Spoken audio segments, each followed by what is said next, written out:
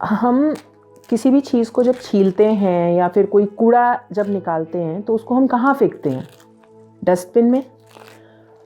लेकिन कई बार क्या होता है कि जब हमें किसी चीज़ के बारे में पता चल जाता है, अपनी लाइफ के बारे में पता चल जाता है, अपने पैटर्न्स के बारे में पता चल जाता है, तो हम जानबूझकर एक कॉन्शियस एटीट्यूड से चीज़ों को इकट्ठा करना शुरू कर देते हैं।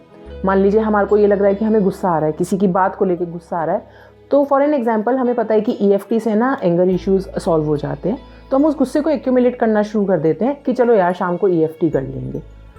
This is something, a conscious dustbin you are making your own self. Yes, today we are introducing a new term that is conscious dustbin.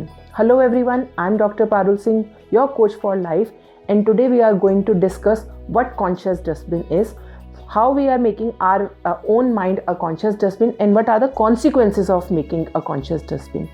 So guys, usually हमने एक छोटे से एग्जाम्पल से समझा कि हम डस्टबिन में कूड़ा फेंकते हैं। हम डस्टबिन को यूज़ किस लिए करते हैं? कूड़ा फेंकने के लिए। उसी तरीके से जब हम अपने माइंड को कुछ ऐसी चीज़ें इकट्ठा करने के लिए यूज़ करते हैं जो कि हमारे लिए यूज़फुल नहीं है, हमें पता है हमारे लिए यूज़फुल नहीं है, और फिर भी हम उसको इकट्ठा करते जा रहे हैं इस इंटेंशन से कि यार शाम को तो डस्टबिन खाली करेंगे ही, शाम को तो स्वीपर आएगा तब तो डस्टबिन खाली कर ही देंगे। लेकिन उस पॉइंट में होता क्या है? उस पॉइंट में हमारे ब्रेन के अंदर बहुत सारे ऐसे थॉट्स आने शुरू हो जाते हैं, बहुत सारी ऐसी चीज़ें एक्यूमुलेट होनी शुरू हो जाती हैं जिसकी वजह से हम ओवरबर्डन्ड हो जाते हैं और जिसकी वजह से हमारी ओवर थिंकिंग स्टार्ट हो जाती है। जैसे कि हमने अभी एक छोटा सा एग्जांपल लिया था कि जिस किसी को एंगर इश्यूज़ होते हैं और उनके अपने रेगुलर रूटीन में वो एनकाउंटर करते हैं with a number of people, तो वो उस पैटर्न को इकट्ठा करना शुरू कर देते हैं कि यार EFT करूँगा या करूँगी और मेरा एंगर इश्यूज़ जो है मैं शाम को रिजॉल्व कर लूँगा।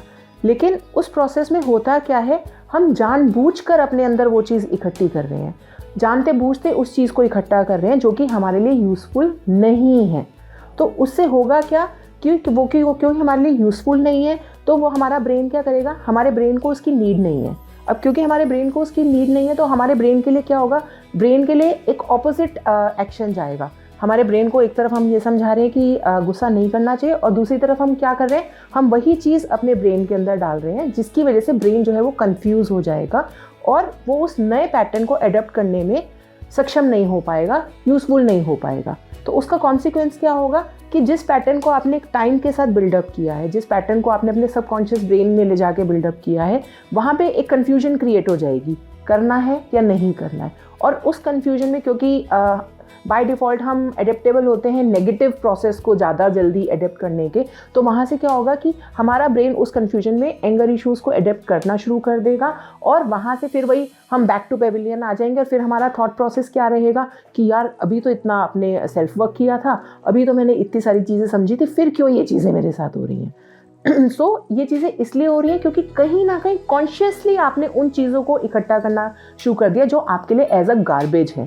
So guys, my suggestion over here is don't make your self a conscious dustbin, just think very consciously, make a attitude of let it clear side by side, tap clear and do it, but intentionally उन चीज़ों को इकट्ठा मत करो कि यार अब तो चीज़ें पता चल गई हैं, अब तो हमें वे ऑफ लाइफ का एक वो हो गया। लेकिन उससे होगा क्या कि वहाँ हम उसको एक्यूमुलेट करना शुरू कर देते हैं और उस एक्यूमुलेशन की वजह से हमारे प्रोसेसेस, हमारे थॉट प्रोसेसेस के ऊपर इफेक्ट आना शुरू हो जाता है।